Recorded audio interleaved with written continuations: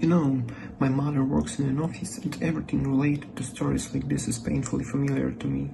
This isn't just a story for the sake of use, it's based on real experiences, and the goal is for you to recognize yourself and not make the same mistakes. All names, companies, and addresses have been changed to protect people, but the feelings here are real. She held the crystal flute like it was her royal scepter, chin high, smile plastic, eyes scanning the ballroom like she owned every light bulb and bread plate in it. My new mother-in-law, the woman who had rearranged my guest list, vetoed my dress neckline and insisted on a blush and beige palette because white washes out the older crowd. She called me darling with a tone that felt more like a warning than affection. She had micromanaged this wedding like a hostile takeover, and I let her, mostly because I was too exhausted to fight every battle. I thought I could survive one day of Showtime politics. I thought wrong. We were seated for the toasts. Her seat was next to mine. She leaned in with the kind of sweetness only women raised to smile through sabotage can pull off.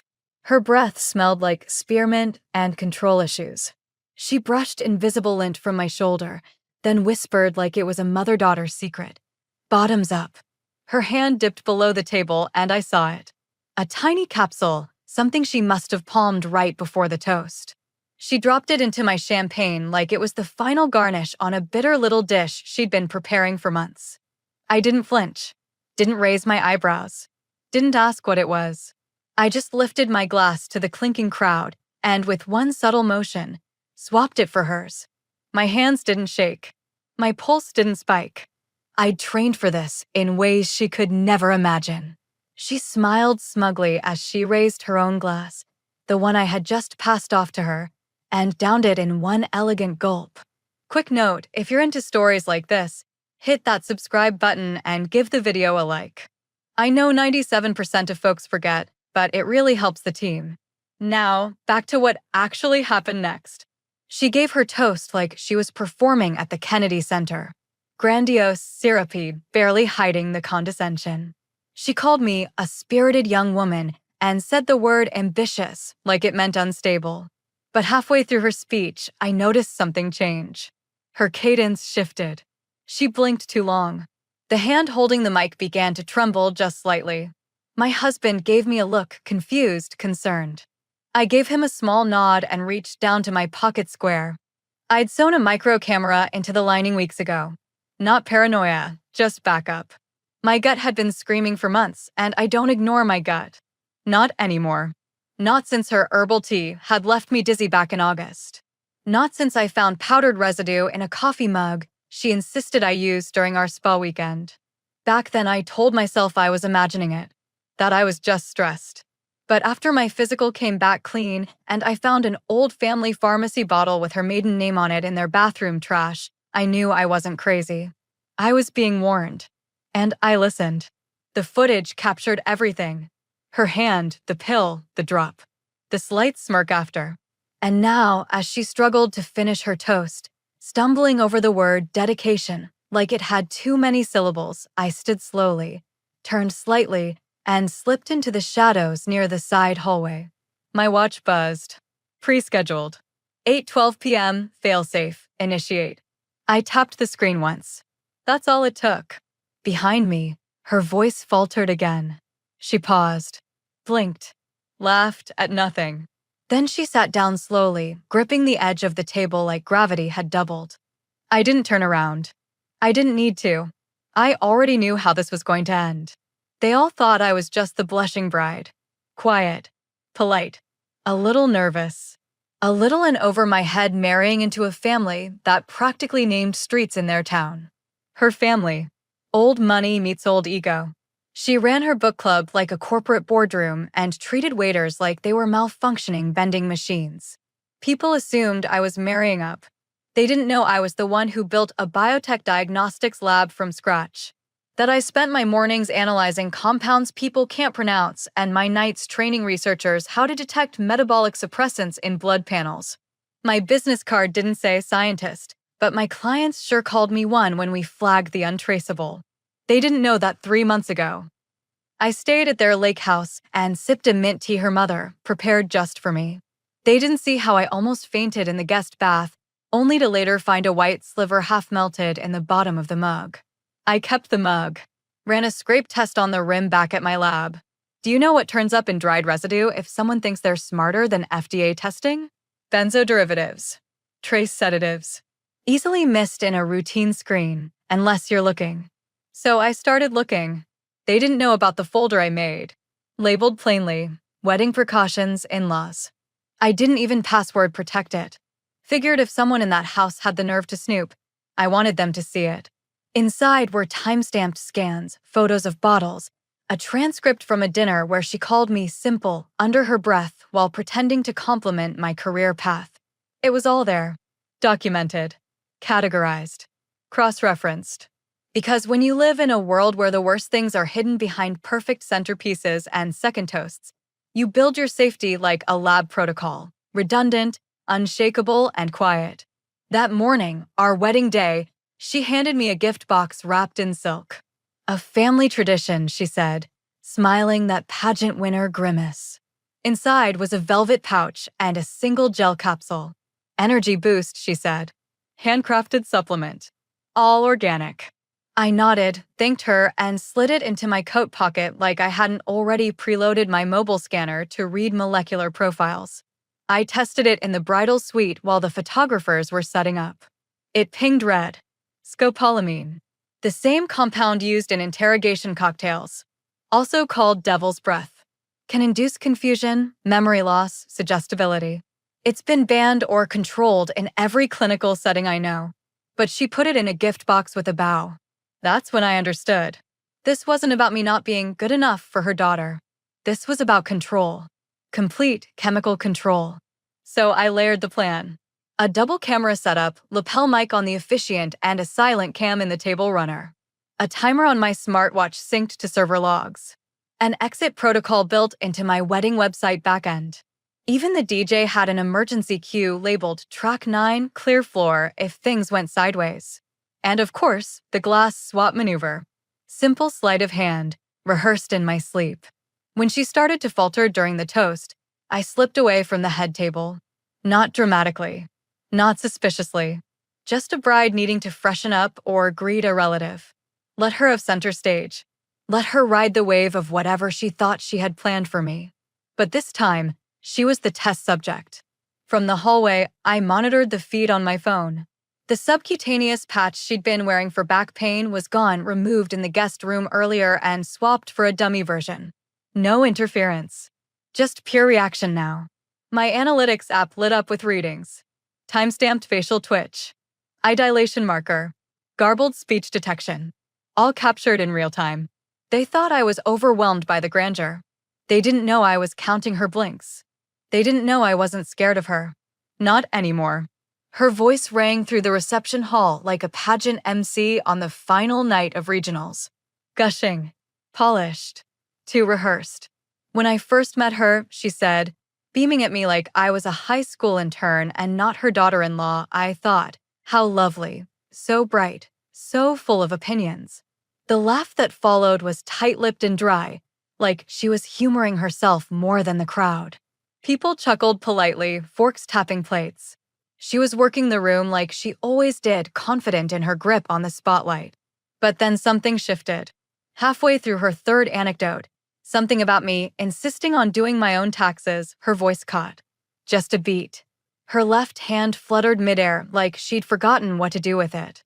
She blinked at the chandelier above her, slow and puzzled, as if it had changed shape mid-toast. Her jaw hung slightly open before she remembered she was supposed to be speaking. The next sentence came out slurred, stretched at the edges like taffy under strain. And she's, so, structurally determined. Not the phrase she meant. I saw my husband flinch, subtle but noticeable. Guests exchanged looks. Then came the pause. Not the kind you plan for drama. This one was raw. Hollow.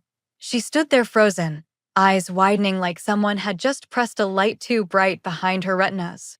Her pupils were nearly black now, blown wide like she'd stepped into a cave. She looked down at the champagne flute in her hand as if it had betrayed her, then set it gently on the table like a bomb. Silence stretched. She cleared her throat and tried to recover. Marriage, she croaked. It's a union of potential, but it wasn't a sentence. It was a flare fired from a sinking ship. I slid from my seat without a sound. No theatrics. Just a quiet drift toward the side hallway, away from the flashbulbs and hors d'oeuvres. My watch buzzed the moment I hit the threshold. 8:14 p.m., failsafe sequence, active. A soft pulse in my pocket confirmed the server had executed the preset. A backup feed was running. Live copies of the footage had already uploaded to my secured archive, tagged with a timestamp, geolocation data, and facial recognition log points. If she tried to spin this later, blame it on a bad oyster or an allergy flare, it wouldn't matter. Her fingerprints were already in the chain. Her face, her hand, the pill, the swap. Immutable. I stood near the coat rack, partly concealed by a column, my fingers still curled around my phone. The hall was dimmer than the main room, and cooler. My body didn't shake. My breath didn't speed up. I watched her through the narrow opening between two white hydrangea arrangements like I was watching a lab test run its course. Her skin was starting to flush, high on the cheeks uneven. She tried to sit but missed the edge of the chair and had to reset herself, gripping the tablecloth for balance. The string quartet stumbled mid-piece. One of the violinists looked up confused. The air in the room changed. It always does when people stop pretending not to notice. Guests glanced at each other, then at her. Someone leaned toward the head table and whispered. My cousin glanced over at me, then back at the scene, eyebrows furrowed. I knew what came next. Panic loves a vacuum, and she was the loudest person in every room until that moment. Now she was unraveling in real time, and everyone could feel it. Even the air felt off, like something had turned in the wind, but you couldn't say what. That's when my phone lit up. An emergency ping from the DJ console. Unscheduled mic activation detected. I tapped into the audio feed, and sure enough, her lapel mic was still hot. Still feeding. I heard the rustle of her dress, the uneven breaths. And then, faint but clear Harold stopped staring at me. There was no Harold at our wedding. Not a single guest by that name. But she said it again. Firmer. Harold. Don't. Look. At. Me. I exhaled once. Not from relief. From confirmation. The system was working. The truth was emerging. Not because I pushed it, but because she gave it oxygen. And it was starting to burn. She staggered sideways like a marionette with a few strings cut, gripping the back of a chair before lurching toward the piano. The quartet stopped mid-song, bows raised like someone had shouted fire.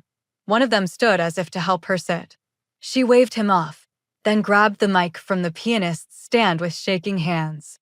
I need to say something else, she announced, slurring hard on the S, like her tongue didn't fit in her mouth anymore. My daughter, she paused, eyes darting toward my husband, then to me, then, wildly, to the ceiling. My daughter married a fraud. The room stiffened. Not gasps yet. Just confusion. Eyebrows raised. Forks frozen midair. I heard a phone unlock somewhere near the dance floor. You all need to know, she said, wobbling back on her heels. He's not who he says. She trailed off mid-accusation, eyes locking on something across the room that didn't exist. Don't look at me like that, Harold, she barked suddenly, her voice ragged and sharp. I told you. I said no more. She was yelling at a ficus. There was no Harold. Not on the guest list.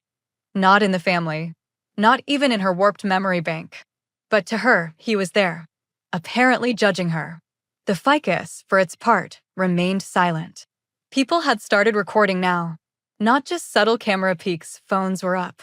Flashlights pinged the ceiling as they flicked on in panic or by accident. I caught the shimmer of sequined gowns and shaky frames. The energy in the room had changed again, hard. A chill disguised as curiosity. This wasn't a funny drunk aunt anymore. This was collapse. Public, spectacular collapse. She turned on the pianist next. Play something, she screamed. Play something sad. He needs to know. Security, two suited men from the venue staff, had been hovering by the kitchen doors, watching the show like they weren't sure if this was part of the schedule. One of them finally stepped forward, hand gently out. Ma'am, he said, calm but firm. Let's sit down, okay? She hurled the champagne flute at his chest. It missed barely, shattered against the buffet table. Shrimp cocktail rained onto the carpet. Then she followed it, collapsed like a felled scarecrow, limbs tangled, hair askew, slumped across a tower of mini quiches. My new father-in-law jolted halfway out of his chair, then sat down again like someone had pressed his knees. My husband didn't move. His jaw was clenched, hands folded. Frozen in the kind of horror you don't know how to respond to. I stayed where I was just out of sight, by the coat rack. Still, breathing through my nose. Not triumphant. Not horrified. Just watching. She'd made the play. I didn't have to do anything else. I hadn't spiked her drink. I hadn't staged the scene. I'd simply refused to let her script my downfall. And she wrote her own. A low murmur rippled through the crowd. Confused whispers. Is she okay? Is she sick? Was it the wine? But then I saw it. Over by the bar. My lawyer, buttoned up, calm, bourbon untouched, had his phone out. He wasn't filming. He was dialing. I knew the number. So did he. And just like that, the tide began to turn. The servers froze. One of them quietly rolled the cake cart backward into the kitchen. The officiant had stepped outside, trying not to look rattled. Meanwhile, someone near the front, an older cousin, maybe, finally said what everyone else had been thinking. We need to call someone. Yes, we did. And not just someone. Authorities. The ballroom had become a stage, and she was unraveling at the center of it, all on her own thread. And I, in the shadows, watched her masterpiece fold in on itself, not with vengeance, but with precision. The sirens came fast. No lights, no blaring horn, just that quiet, sickening Doppler whine that slides under the skin and lets you know the night's over. Guests started parting like a nervous sea as the paramedics wheeled in their gear, calm but urgent. Someone cleared space by the dessert table, right where she'd collapsed in a pile of pink organza and regret. Her hair was matted on one side, lipstick smeared like war paint. She was conscious, barely, but not making sense. Words poured out of her like jigsaw pieces from the wrong puzzle box. They. Harold said no. The lights are upside down. Tell them to stop smiling, it hurts. The older medic, a man with lines under his eyes and that look of quiet dread they all get when something doesn't feel right, leaned in to take her pulse. He whispered something to his partner, who pulled out a small vial from the diagnostic kit. The words floated between them in low, professional tones. Suspected ingestion. Could be alkaloid. Poisoning, maybe. Her husband, still seated, jacket off, face ghost pale, blurted out, "It must have been the shellfish. She's allergic to, she didn't mean to, she never drinks this much. She just gets dizzy." The second medic cut him off gently. "Sir, has she taken any medication tonight? Any supplements? Anything not prescribed?" I could see the crowd twitching now. People looking around. Wedding guests holding empty glasses with fresh suspicion. One of the bridesmaids quietly set her wine down on a napkin, like it had started burning her palm. And that was my cue. I stepped forward. Calm. Not smiling. Not triumphant. Just exact. I didn't raise my voice. I didn't point. I didn't deliver a speech. I just said, actually, "I have a recording you'll want to see." Heads turned so fast, you'd think I'd fired a starter pistol. My voice wasn't loud, but it sliced through the tension like a laser scalpel. My lawyer stood from his stool at the bar, reached into his blazer, and retrieved the small projector he'd queued up hours ago, just in case. Not a show, just insurance. Redundancy, like every good lab protocol requires. He aimed it at the venue wall. No sound, just the clip. There she was. My mother-in-law. Perfect hair, fixed smile, manicured fingers dropping something into the champagne glass in front of me. My hand reaching toward it. Then clean, surgical, the swap. Her taking the new glass. My eyes on hers. Her nodding like she'd just won something. The silence in the room turned atomic. You could feel it, the heat behind people's ears, the way they shifted from foot to foot like the floor might betray them next. Someone, maybe my cousin, maybe a caterer, let out a gasp so loud it startled the florist's assistant. The officiant, a sweet woman who'd teared up during our vows, stared at the screen like she didn't recognize the woman she'd just called a beacon of grace. And maybe she didn't. Maybe none of them ever really saw her. Not the woman who said, "Bless your heart," with a scalpel hidden in the tone. Not the woman who used words like a scalpel and hugs like traps. Now they did. The footage ended, and the wall returned to blush pink wallpaper with soft floral motifs. No applause. No chaos. Just stillness. Like we were all waiting for the next thing to shatter. One of the medics turned to me. "When was this taken?" "Tonight." Time-stamped. Synced to the venue's camera log. He nodded, then turned to the other medic. "We need PD." Someone near the front whispered, "Oh my God." Someone else said, "What the hell is wrong with her?" A groomsman muttered, "She offered me something earlier." The father-in-law finally stood. Pale. Hollow. She would never. But the look in his eyes told a different story. He was scrambling for a truth that didn't humiliate him by proximity. Good luck. The guests began to scatter, their conversations no longer hushed but frantic. Whispers turned into hushed calls. I saw one bridesmaid openly crying, wiping mascara on her wrist. The DJ was packing up the booth, pretending he wasn't trying to disappear. The mother-in-law, slumped and murmuring, wasn't even reacting anymore, just staring at her own hands like they'd betrayed her too. And still, I didn't speak. I didn't need to. She'd written the ending herself. All I did was make sure there was a camera rolling when the pen ran dry. The officers came in through the side entrance, quiet, efficient, no fanfare. The kind of entry that doesn't interrupt the chaos, but absorbs it, cold and deliberate. Two of them in plain clothes, one uniformed, speaking low into lapel mics as they moved through the stunned clusters of guests. They didn't ask questions at first, just scanned, observed. One gestured to the medics, who pointed toward the buffet table where she sat now, propped up and mumbling, fingers twitching in slow, erratic movements like she was counting something only she could see. The uniformed officer crouched beside her, said her name gently, then again louder. She blinked again, and jerked her arm when he touched it. "Don't touch me," she snapped, voice cracked and hoarse. "He's trying to destroy me." This was supposed to be my night. My wife, God bless her, still in the eye of the storm, rushed forward from where she'd been standing beside the DJ booth. Her face was pale with panic, lipstick faded, bouquet long forgotten. She got between her mother and the officers. Arms out like this was a traffic stop instead of a felony. "She wouldn't do this," she said, her voice strained but fierce. "He's twisting this." She was sick earlier. He's making this up. One of the detectives didn't even blink. He just held up a small test strip sealed in a plastic sleeve. "The glass tested positive for trace alkaloids," he said calmly. "Scopolamine or a close variant. Already confirmed with on-site reagent. We'll follow up at the lab." My wife's face crumpled. She looked from the test strip to me, then to her mother, who was now softly crying and gripping her own wrist like it might run away. Her eyes were darting again, like the chandelier was whispering to her. Then my lawyer stepped forward, buttoned up, composed, not gloating, and handed over a small sealed evidence bag. "The capsule she gave the bride this morning," he said. "Unopened. Lab tested. Same compound."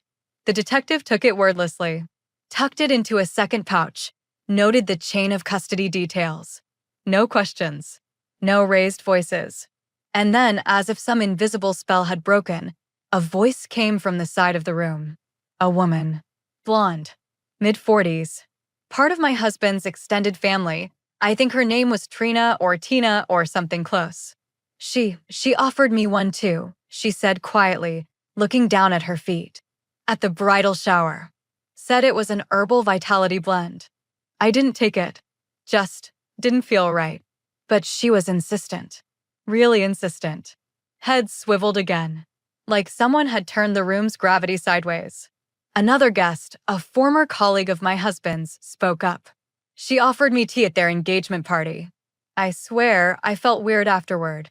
Thought it was jet lag." The momentum was shifting.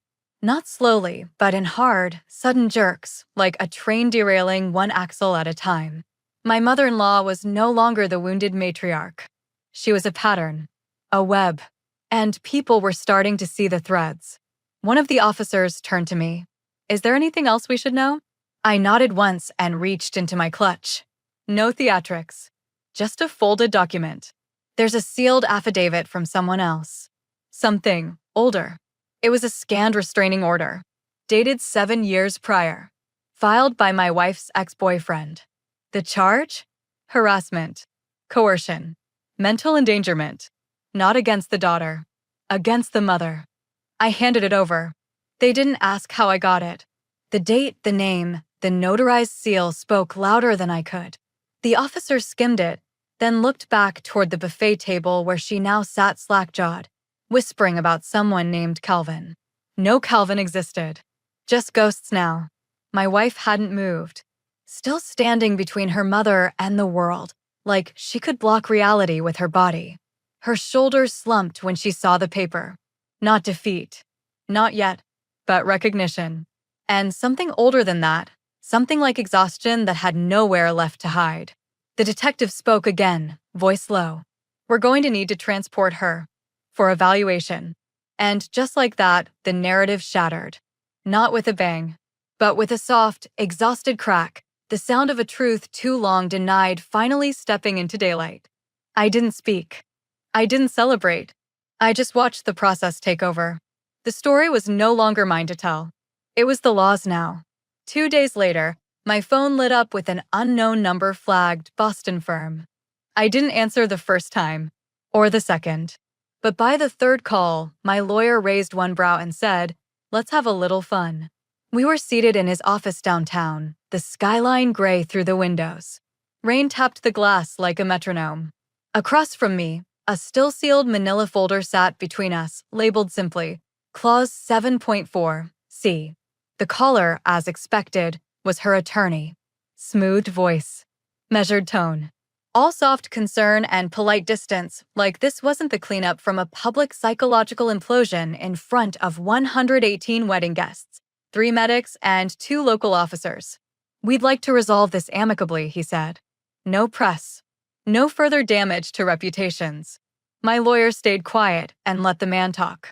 Phrases like good faith and protecting the institution of marriage slid out like butter knives. But we knew what it was: damage control. Her reputation was hemorrhaging. Guests had posted videos. The subreddit I uploaded the audio to had gone viral. One clip had already been stitched into a TikTok with ominous piano music and 2.1 million views. The attorney's voice flattened a little when he said, "We understand this has been emotionally difficult for everyone involved." And naturally, she regrets how the situation unfolded. That's when my lawyer smiled and cracked the folder open with surgical timing. "Unfortunately," he said, with that same cool tone I'd learned to mimic, "your client signed a conditional liability clause. Clause 7.4, C, to be specific. You'll want to review the terms." He slid a copy across the table. Even through the phone, I could hear the shift on the other end, the way the man's breath caught slightly as his legal reflexes scanned the language. In the event of deliberate sabotage, psychological coercion, or any criminal act resulting in disruption of the ceremony, the party deemed responsible shall be held financially liable for all incurred expenses related to the wedding and its associated events. Her signature sat at the bottom of the page. 2 copies. One in our archive. One in the venue's contract ledger. Dated. Witnessed. Digitally timestamped. She'd insisted on being a co-host for the event. Wanted that power play locked in. Insisted on being a signatory to share in the vision. Her way of holding the reins without actually writing a check. Except now, that check was hers to cash. "We'll be forwarding the invoice summary," my lawyer said. "Venue, catering, lodging for out-of-town guests. Also transportation and the lost deposit from the honeymoon accommodations due to medical intervention at the event. Total estimated reimbursement stands at $187,000 and change." Silence. Then the voice on the line, colder now. I don't believe she anticipated this level of formality. "Neither did we," I said finally, my first words of the call. But then again, we didn't anticipate being poisoned either.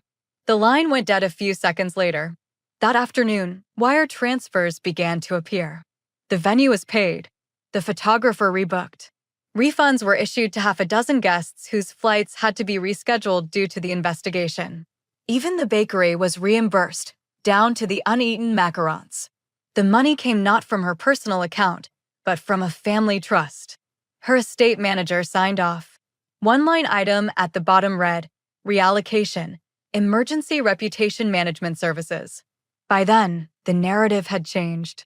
No more whispered, maybe it was a misunderstanding. No more deflection. The facts sat too heavy. And as the bills landed on her lap, so did the weight of something she couldn't rewrite. She'd turned our wedding into a stage for her manipulation. Now she was footing the bill for every single seat in the audience. We met in a neutral conference room inside a law office that smelled like lemon polish and dread. No flowers. No wedding decor. Just leather chairs, frosted glass, and a carafe of untouched coffee. Her husband arrived first, awkward in his own skin, like he wasn't sure if he belonged here anymore. He looked older than he had 2 days ago, shrunken, hollow around the eyes, the kind of man who'd realized far too late that the woman he married had long since turned into someone else. My wife came in after. She was quiet, composed on the surface, but her hands gave her away, knuckles tight, fingers tracing invisible shapes on her thigh. Her wedding ring glinted under the overhead lights. I didn't stare at it. No one spoke at first. I laid the file down gently in front of me. 3 sheets. Signed, notarized, no wiggle room. I'm not pressing charges, I said, and the words hung in the room like steam off boiling water. That's not what this is about. Her husband let out the smallest breath of relief, but it died quickly when I added, but she is never allowed near us again. No contact. No visits. No messages passed through relatives. She crosses that line once, and the footage goes to the press. No one interrupted. My tone didn't invite debate. And I continued, flipping to the second page. We transfer her power of attorney.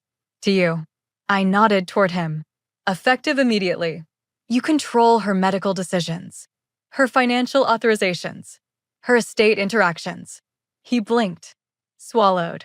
Why me? Because she doesn't listen to anyone else, I said. And because you're the only one she still pretends to respect. He stared at the document, the legal weight of it settling across his lap like a lead vest. I knew what he was thinking. This wasn't just a boundary, it was a redirection. A final siphoning of power pulled cleanly from her grip without a single raised voice or courtroom brawl. My wife shifted beside him. Her lips parted like she might object, but all that came out was a shaky whisper, okay. She didn't look at me when she said it. I nodded once, then slid the pages across the table. A black pen sat beside them. Her husband picked it up. Signed. Dated. His handwriting was slower than expected, like his hand was catching up to a decision his spirit had made days ago. My wife signed next. Her name, my name, side by side. She didn't pause. Didn't ask for a moment. Just signed. When they finished, I collected the documents and handed them to my lawyer, who wordlessly slid them into a secure folder. The sound of the clasp clicking shut felt louder than it should have. Final. There will be no further negotiation, I said calmly. No PR spin. No last-minute letters. If she tries to twist this, I release everything. The video, the lapel audio, the affidavit. All of it. But if she disappears into the quiet, so will I. Her husband nodded. Not a yes, just surrender. A silent recognition that this was the cost of proximity to a woman who treated loyalty like a chess piece and consequence like a myth. And my wife, she just sat there, her wedding band resting like a question mark on the table. She didn't cry. She didn't fight me. She just looked older. This wasn't revenge. It was architecture. Boundaries laid like bricks. Legal walls raised with care and no emotion. I didn't want her punished. I wanted her contained. Because I was done letting madness into rooms it didn't pay rent in. And as they left, no hugs, no closure, I opened my laptop. The wedding videographer had just sent over the final cut. The toast was still in it. So was the whisper she didn't know her mic had caught. And that was the next piece. Not for court. Not for pity. Just for truth. 2 weeks after the wedding, the email came through. Final wedding cut. Hope it brings joy. The subject line was sweet, but I already knew what waited inside that file wasn't joy, it was truth, recorded in high definition. I downloaded it without ceremony, poured myself a glass of wine, not champagne, and sat down with my laptop in the quiet of our living room alone. The video opened on soft piano music and flower petals, the usual montage rings sliding on fingers, guests smiling in slow motion. And then came the toasts. Hers. Polished, deliberate, and undercut by something no one else had known existed. The lapel mic. Still hot. At 22:17, just before she raised her glass, the audio shifted. A faint brush of fabric. A muttered breath. And then crisp, unmistakable, her voice, lowered just enough to think it was private. Let's see how the little doctor handles this. Not even malice. Just confidence. Cold-blooded, theatrical confidence. I paused the video, rewound, played it again. Same words. Same tone. Same mistake. I didn't tell my wife I uploaded it. I didn't need to. It wasn't spite, it was context. I ripped the clip, trimmed it to under 3 minutes, and posted it anonymously to a legal subreddit under a burner account. Titled it exactly what it was. Mother-in-law spikes groom's drink, instant karma ensues. I didn't add commentary. Just a few bullet points. Groom swapped the glasses. Footage shows clear premeditation. She collapsed before the toast ended. Legal action avoided, for now. By morning, it had 48,000 upvotes. By the next evening, over 1 million views. Threads flooded with lawyers, nurses, wedding planners, even a few biochemists. People debated the legality, the ethics, the gall. Memes surfaced. Screenshots circulated. One Redditor created an animation of the swap using Lego figures. Another layered her whisper over a horror movie soundtrack. I didn't ask for any of it, but I let it happen. Then came the fallout. She'd taken a sabbatical after the wedding due to stress, but someone on LinkedIn noticed her profile quietly went private. A week later, a former colleague posted a blind item. High-ranking fundraiser for a regional nonprofit parted ways following internal HR concerns. She'd served on that board for 8 years. Just like that, gone. No press release. No farewell party. Just silence. And I didn't celebrate. Not out loud. I just sat back and watched the weight of her actions catch up to her in the one place she couldn't manipulate: public perception. She'd always counted on whispers. On secrets. On people being too polite to speak plainly. But now the world was watching. And all it took was one mic she forgot to turn off. We never made it to Bali. The flights were canceled the morning after the reception, not because we couldn't go, but because we no longer wanted to. Something about palm trees and curated smiles felt hollow. We needed something real. Grounded. So we booked a last-minute cabin in Montana. Just us. 1 suitcase each. No Wi-Fi. No phones. No one asking questions about the wedding that wasn't supposed to go viral. We drove for hours through open sky and snow-lined roads until the world felt quiet again. A single wood-burning stove, pine floors that creaked like they had stories, and a kitchen stocked with enough basics to survive without needing anything artificial. We cooked. We walked. We didn't talk about what had happened, not because we were avoiding it, but because it had finally stopped echoing. The silence wasn't heavy. It was earned. On the 4th night, after dinner, we sat in front of the fire with blankets over our knees and mugs of water in our hands. The flames cracked and popped like they knew they had the room to speak. That's when she asked it. Softly, carefully, like she'd been holding it in her chest too long. "Would you have still married me," she said, "if she'd succeeded?" I didn't pretend to misunderstand. I didn't deflect. I just looked at her, really looked at her. This woman who'd stood in front of friends and family while her mother tried to erase the future we were building. This woman who had, finally, signed the paper that meant something far more permanent than vows. "I married you," I said, slowly. "But she needed to know I'm not blind." I saw her. "I see you. That's the difference." She nodded. No tears. Just that quiet, devastating exhale of someone who'd wanted to hear something honest, even if it wasn't easy.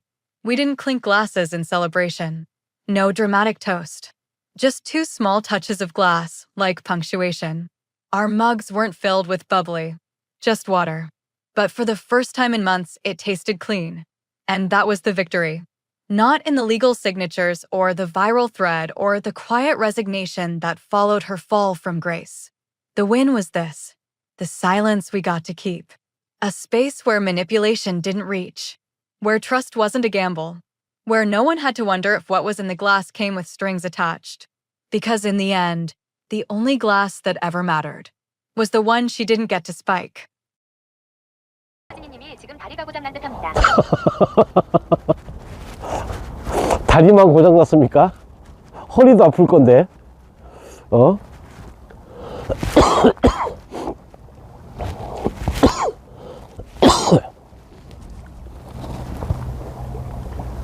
어머니 물결표님이 누나 그거 머리에서 그린 시켜서 그래.